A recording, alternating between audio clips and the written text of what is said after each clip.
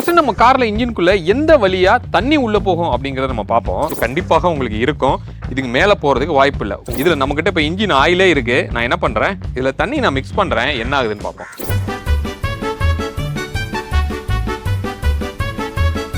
Hi friends, welcome back to பிர்லாஸ் பார்வை. So இன்னைக்கு நம்ம என்ன பார்க்க போறோம் அப்படின்னா, இப்போ சமீபத்தில் சென்னையில் இந்த ஃப்ளட் வந்து நமக்கு தெரியும். பட் அதனால அதிகமாக பாதிக்கப்பட்டது இந்த கார்கள் அப்படின்னு சொல்லி நம்ம சொல்ல முடியும். இதில் ஒரு சின்ன விஷயம் என்னன்னா, அதாவது மன வருத்தத்துக்கு உரிய விஷயம் என்ன அப்படின்னா, இதை சர்வீஸ் பண்ணுறதுக்கு எடுத்துகிட்டு போகிற இடத்துல கொஞ்சம் நிறைய சீட்டிங் வந்து பண்ணுறாங்க அப்படின்னு சொல்லி நிறையா நம்மளோட சப்ஸ்கிரைபர்ஸே வந்து நமக்கு கமெண்ட்லேயும் சரி மெயில்லையும் சரி வந்து சொல்லியிருந்தாங்க.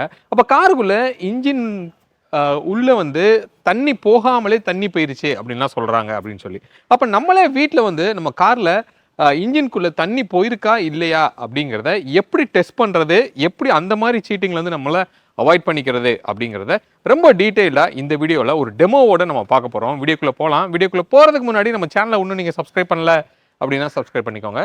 பக்கத்தில் இருக்க பெல் பட்டன் கிளிக் பண்ணிக்கோங்க. அப்போ தான் நான் போடுற எஃபர்ட் உங்களை வந்து ரீச் ஆகும். இப்போ வீடியோக்குள்ளே போகலாம். ஃபர்ஸ்ட் நம்ம கார்ல இன்ஜின்குள்ள எந்த வழியா தண்ணி உள்ள போகும் அப்படிங்கிறத நம்ம பார்ப்போம். இந்த ஃப்ளட்டை வந்து 4 கேட்டகரியா பிரிச்சிருக்காங்க அப்படின்னு சொல்லி நம்ம ஏற்கனவே ஒரு வீடியோவில் நம்ம பார்த்துருந்தோம். அதில் கிட்டத்தட்ட பி அண்ட் ஏ கேட்டகரியில் இன்ஜின் அளவுக்கு வந்து நமக்கு தண்ணி வந்து வர்றதுக்கு அதிகமான வாய்ப்பு இருக்கு. அப்போ இன்ஜின்குள்ள எது வழியா போறதுக்கு உங்களுக்கு பாசிபிலிட்டி இருக்குன்னு கேட்டிங்கன்னா, ஒரே வழி தான். அது வந்து இந்த ஏரோட இன்லெட் வழியா போடுறதுக்கு தான் அதிகமான வாய்ப்பு இருக்கு. அப்போ ஏர் இன்லெட் அப்படிங்கிறது எதை சொல்றோம் அப்படின்னு கேட்டிங்கன்னா, இப்போ நம்மளோட காரில் நீங்கள் இங்கே வந்து பாருங்கள், இது வந்து ஏர் இன்லெட்டு. இது வழியாக தான் நமக்கு உள்ள ஏரை ஷக் பண்ணி இந்த ஏர் ஃபில்டர் வழியாக உங்களுக்கு இன்ஜின்குள்ளே உங்களுக்கு போகும். அப்போ இது வரைக்கும் உங்களுக்கு தண்ணி இன்கேஸ் வந்துருச்சு அப்படின்னா, இதுக்குள்ளே தண்ணி ஈஸியாக இப்படியே உள்ளே போய் இங்கே வந்து ஏர் ஃபில்டர் நமக்கு இருக்குது. நான் அதை ஓப்பன் பண்ணியே இப்போ நான் காமிக்கிறேன். ஜஸ்ட் இதை ஓப்பன் பண்ணோன்னா, ஸோ இப்படி நீங்கள் என்ன பண்ணிக்க முடியும், இப்படி எடுத்துக்கலாம். ஓகே, அப்போ இந்த ஏர் ஃபில்டரோட ஒர்க் என்ன அப்படின்னு கேட்டிங்கன்னா, இப்படி பிளேஸ் ஆகிருக்கு. இங்கேருந்து காற்றை இங்கே உறிஞ்சி இப்படி விடுது. ஒரு ஸ்டேஜாக அதை ஃபில்டர் பண்ணி இந்த பக்கம் வழியாக உங்களுக்கு என்ன பண்ண போகுது அப்படின்னா, இன்ஜின்குள்ளே உள்ளே போகுது. அப்போது தண்ணி இங்கே என்ட்ரு ஆகுது அப்படின்னா, இதுக்குள்ளே அப்படியே பாஸ் பண்ணி இங்கிட்ட வழியாக வெளியில் வந்துடும். இது ஜஸ்ட் ஒரு பேப்பர் மாதிரி இருக்கிற ஒரு மெட்டீரியல் தான். இப்படி வெளியில் வந்துச்சு அப்படின்னா, இங்கே உள்ளே என்ன இருக்குது அப்படிங்கிறத நீங்கள் பாருங்கள். அப்போ இங்கே உள்ளே வர்ற காற்று வந்து இப்படியே ஒரு ஸ்டேஜாக கிராஸ் பண்ணி இப்படி வழியாக வந்து உங்களுக்கு இன்ஜின்குள்ளே போகுது. அப்போ இங்கே வழியாக தண்ணி இப்படி உள்ளே வந்துச்சு அப்படின்னா, இந்த இது வழியா உள்ள வந்து இன்லெட் வால்வுக்குள்ள ஈஸியா வந்து உள்ள தண்ணி வந்து போயிடும்.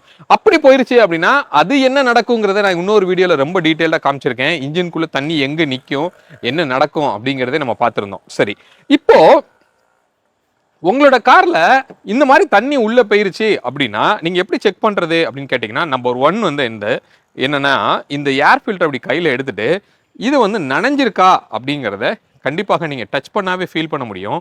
ஏன்னா இது தண்ணி வந்து இதில் பட்டிருந்தது அப்படின்னா நல்லாவே உறிஞ்சி வச்சுட்டு இருக்கும். துணி மாதிரியான ஒரு மெட்டீரியல் தான். அப்போ இது வந்து ஃபுல்லாமே ஈரமாகவே உங்களுக்கு வந்து இருக்கும். அந்த மாதிரி இதில் ஏதாவது தண்ணி இருக்காங்கிறத ஃபஸ்ட்டு எக்ஸ்டீரியராகவே நீங்கள் செக் பண்ணிடலாம். அது ஈரமாக இருக்குது அப்படின்னா கண்டிப்பாக ஒரு டவுட்ஃபுல் என்ன அப்படின்னா, நமக்கு உள்ளே போயிருக்கிறதுக்கு வாய்ப்பு இருக்கும் அப்படின்னு சொல்லி நம்ம சொல்லலாம். அப்போது நம்ம பார்த்த வரைக்கும் ஒரே ஆப்ஷன் என்ன அப்படின்னா, இது வழியாக தான் நமக்கு உள்ளே போகணும். இப்போ ஒரு சில பேர் சொல்லுவாங்க, சைலன்சர் வழியாகவும் இன்ஜின்குள்ளே வந்துடும் அப்படின்னு சொல்லி. சைலன்சர் வழியாக இன்ஜின்குள்ளே வர்றதுக்கு அப்படிங்கிறது பாசிபிலிட்டிஸ் வந்து உங்களோட காரில் தண்ணி இவ்வளோ தூரம் வந்து முங்கிருச்சு அப்படின்னா பாசிபிலிட்டிஸ் இருக்குது.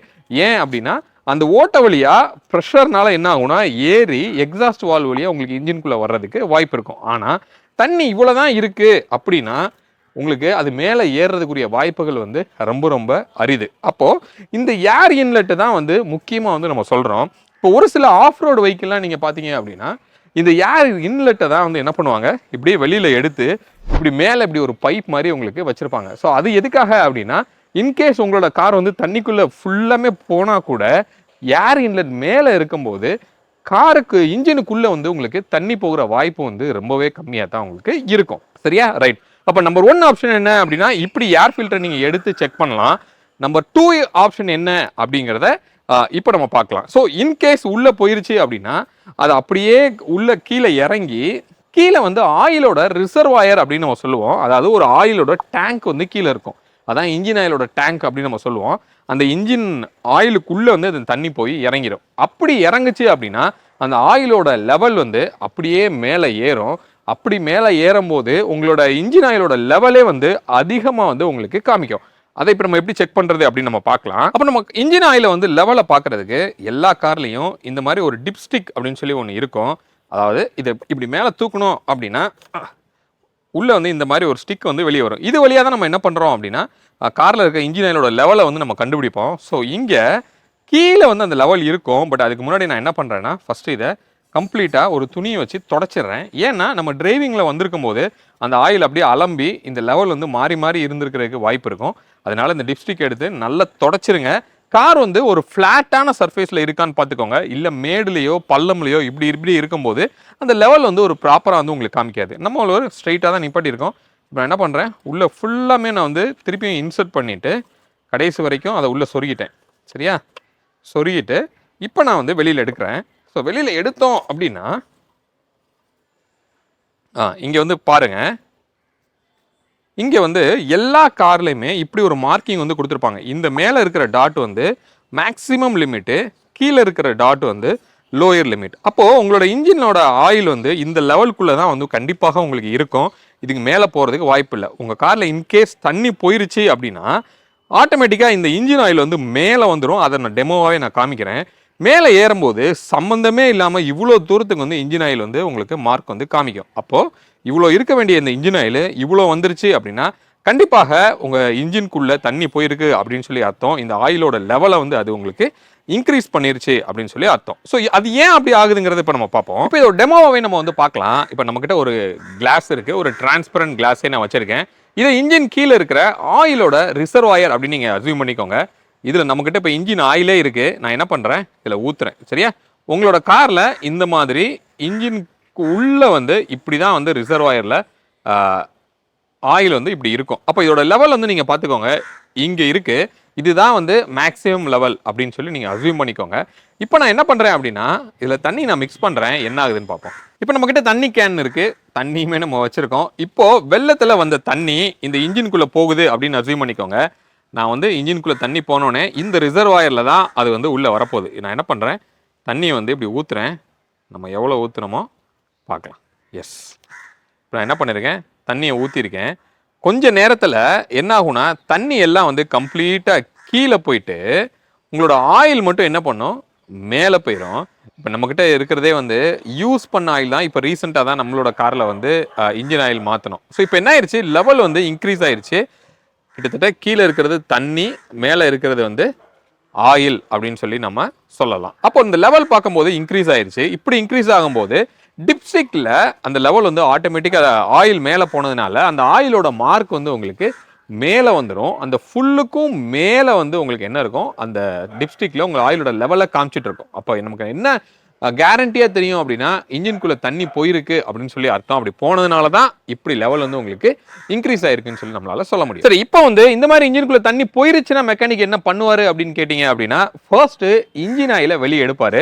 அந்த தண்ணியை வெளியில் எடுக்கிறதுக்கு ஒரே வழி அந்த இன்ஜின் ஆயிலை நம்ம வெளியே எடுக்கிற அந்த போர்ட் வழியாக தான் அது வந்தாகணும்.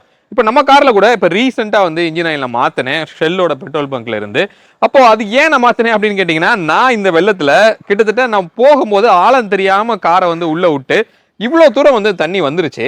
வந்துட்டு நான் கொஞ்சம் ஸ்பீடாக போகும்போது தண்ணி மேலே வரைக்கும் எனக்கு வந்தது. அப்போ எனக்கு என்ன டவுட் அப்படின்னா ஒருவேளை தண்ணி உள்ளே போயிருக்குமோ அப்படின்னு சொல்லி நான் ஏர் ஃபில்டர்லாம் பார்த்தேன், லைட்டாக நனைஞ்சிருந்தது. ஸோ அது எதுக்கு டவுட்டு அப்படின்னு சொல்லிட்டு இன்ஜின் ஆயிலை உடனே இமீடியட்டாக போயிட்டு நம்ம சேஞ்ச் பண்ணிட்டோம். சரியா, அப்போ அந்த கீழே வந்து ஓப்பன் பண்ணும்போது மேலே இருக்கிற தண்ணி எல்லாமே வந்து கீழே வந்து வந்துடும். பட் ஸ்டில் ஒரு தண்ணி ஒரு இடத்துல இருந்துட்டு வந்ததுன்னா அது காயறதுக்கு ஒரு சின்ன ஒரு ஓப்பன் ஸ்பேஸ் வந்து வேணும். பட் இன்ஜின்குள்ளே அது வந்து கிடையாது. அப்போ என்ன பண்ணணும் அப்படின்னா அந்த தண்ணியை இன்னுமே வந்து அவங்க ட்ரெயின் பண்ணுவாங்க. அதுக்கு என்ன பண்ணுவாங்க அப்படின்னு கேட்டிங்கன்னா இந்த ஸ்பார்க் பிளக் எல்லாத்தையும் வந்து வெளியில் எடுத்துட்டு இன்கேஸ் டீசல் இன்ஜின் இருந்தது அப்படின்னா இன்ஜெக்டர்ஸ் எல்லாம் வந்து ஓப்பன் பண்ணி எடுத்துருவாங்க. அந்த ஹோல் எல்லாமே வந்து உங்களுக்கு ஓப்பனாக இருக்கும். அது வழியா இன்கேஸ் பெட்ரோல் வெஹிக்கிள் அப்படின்னா பெட்ரோலை வந்து போர் பண்ணுவாங்க. இல்லை டீசல் வெஹிக்கிள்னா டீசலை போர் பண்ணி மேனுவலாக கிராங்க் ஷாஃப்ட்டை வந்து உங்களுக்கு சுற்றுவாங்க. அப்போ என்ன ஆகும் அப்படின்னா அந்த பிஸ்டன் வந்து மேலேயும் கீழே ஏறி இறங்கும்.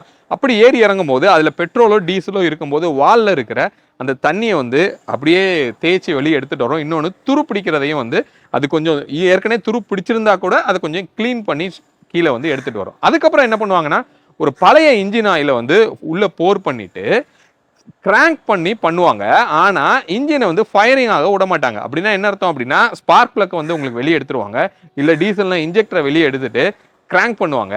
அப்படி கிராங்க் பண்ணும்போது என்ன ஆகும்னா, வெறுமன ஆயில் மட்டும் மேலேயும் கீழேயும் போயிட்டு வரும். பட் இன்ஜின் வந்து ஸ்டார்ட் ஆகாது. அப்படி பழைய ஆயிலை வச்சு கம்ப்ளீட்டா உள்ள ரின்ஸ் பண்ணி வெளியில எடுத்ததுக்கு அப்புறமா புதுசா ஆயிலை ஊத்தி அதுக்கப்புறம் தான் வந்து உங்களுக்கு வந்து என்ன பண்ணுவாங்க, இன்ஜினையே ஸ்டார்ட் பண்ணுவாங்க. இதுதான் வந்து ப்ராசஸ். இன்ஜினுக்குள்ள வந்து தண்ணி போயிருச்சு அப்படின்னா இப்படிதான் வெளியே எடுப்பாங்க. ஸோ இவ்வளோ ப்ராசஸ் வந்து அதுல இருக்கு. ஆனா உங்களுக்கு டவுட் என்ன இருக்கும் அப்படின்னா, எனக்கு கீழே தான் நிறைய பேர் பயத்துல என்ன பண்றாங்கன்னா, காரை கொண்டு போய் அங்க விட்டுறாங்க. ஒரு கேரேஜில் ஒரு 200 கார் 1000 கார்லாம் கியூல நிக்குது. அது மெஜாரிட்டி ஆஃப் கார் பார்த்தீங்கன்னா இந்த மாதிரி பிரச்சனையே இல்லாத காராக கூட இருக்கலாம்.